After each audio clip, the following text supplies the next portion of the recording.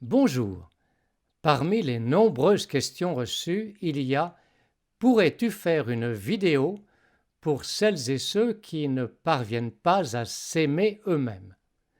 En effet, s'aimer soi-même ne va pas de soi, et pourtant c'est vital. La première erreur est de confondre s'aimer avec s'admirer. C'est l'occasion de parler des pervers. Une personne perverse ne s'aime pas et n'aime pas les autres. Elle en est même incapable. Si elle est narcissique, elle s'admire. Le pervers tire son plaisir du mal qu'il fait aux autres. C'est un individu toxique qui émet des ondes négatives et nuit à toutes les relations humaines auxquelles il participe.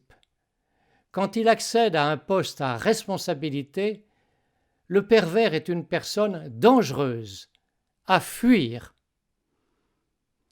Mais certains deviennent présidents.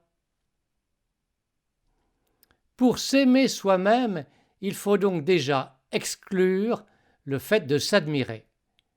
Se regarder souvent et longtemps dans un miroir est une deuxième erreur.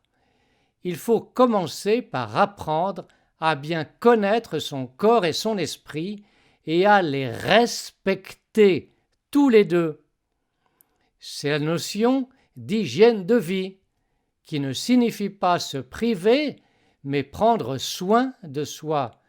Le fait de se respecter est primordial, comme celui de se faire respecter.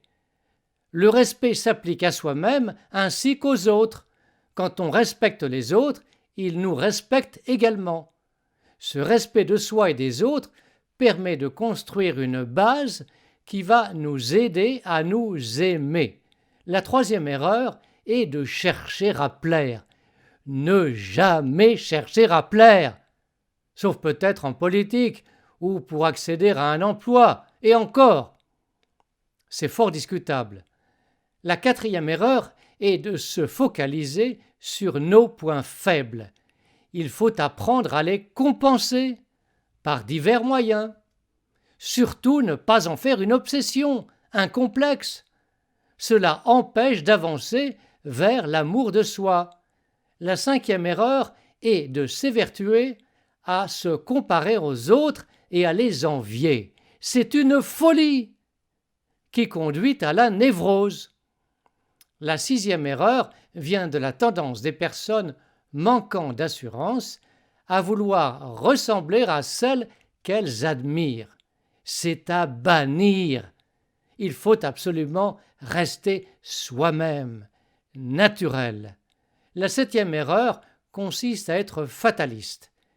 Il faut œuvrer à s'améliorer, se perfectionner, se fortifier, grandir. Et c'est possible. Je terminerai par un dernier conseil. Il y aura toujours des gens pour se moquer de vous. Fuyez-les le plus possible et blindez-vous contre les moqueries. Le mieux est d'en rire. C'est efficace. Cela permet de les dédramatiser. Merci de votre attention.